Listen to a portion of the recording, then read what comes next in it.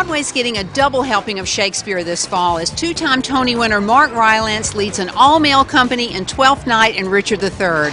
We're at the Belasco Theater to have twice the fun on opening night. So you have a special reason for wanting to be here tonight, right? Yes, I'm a supportive family member tonight. Yeah, I'm going to see my father-in-law, Mark Rylance, and I didn't bring any tomatoes or anything to throw, so I'm just going to sit there and be a nice audience member. It's going to be fun. I saw Mark Rylance do Cymbeline in London maybe 7 years, longer than that, like 10 years ago, maybe, and it was one of the greatest things I've ever seen. So I've just tried to see anything that he does. What makes Mark Rylance such a special act?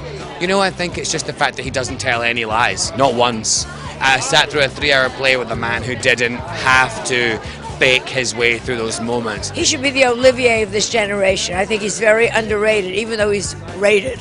Babette was like a masterclass in comedy acting, a Jerusalem dramatic and comedy, and this comedy in Richard III. I mean, he is an acting lesson. There's something sort of, I don't know, mythic in him that just goes down to the soul of the earth or something, and yet he's lots of fun.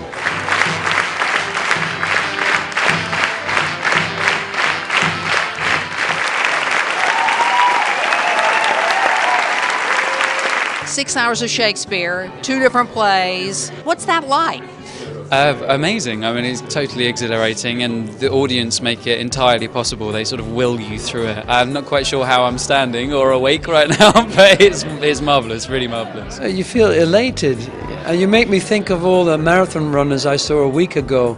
So you get used to anything, don't you? And I think Mark and I just get a little look now and then between each other and giggle, and it's like we can't quite believe 11 years on from our first time doing this that we are now on Broadway with it. We're pinching ourselves, and the rest of the time Mark is just glaring at my cleavage, you know, in jealousy. What's it like sharing the stage with Mark? It's not something I thought I would ever get to do. I mean, he's a genius, and I don't use the word lightly. I don't think you can apply the word genius to acting that often, but I think he is a bit of a genius. I do honestly believe that Mark Rylance is the finest English-speaking stage actor alive. Certainly the finest I've ever seen. It's one of those things I would, on my deathbed, think I shared the stage with Mark Rylance. Getting ready with the audience up on the stage and the candlelight, what's all that like?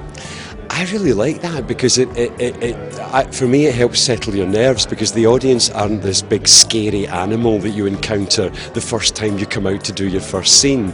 It feels like you can befriend them a little bit and they can get used to what you look like. We spend a good 40 minutes or half an hour on stage getting dressed, so you're watching us transform into women, and we're watching each other, and it's just so normal. I get to talk to a few members of the audience, and we see each other, and it relaxes that. It makes introductions, and then it's easier to have a chat once you've introduced yourself. So this feels like a rock concert to me. What does it feel like from the stage? It does feel incredibly exciting to hear an audience respond with such joy and with such transcendent understanding. I'll never forget that boom at the end when everyone stands up. It's amazing, and the reception here is wonderful.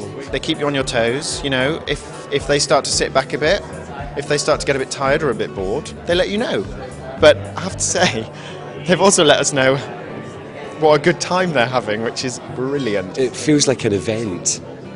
Because there's so much laughter and people, thank God, seem to be having a good time. So yeah, it does have the feeling of it's not a kind of normal, well-behaved night out at the theatre. It's a little more liberated than that. There's just a hunger for it, which I've been blown away by, and they've just been amazing. I mean, it's been even better than London, if dare I say it.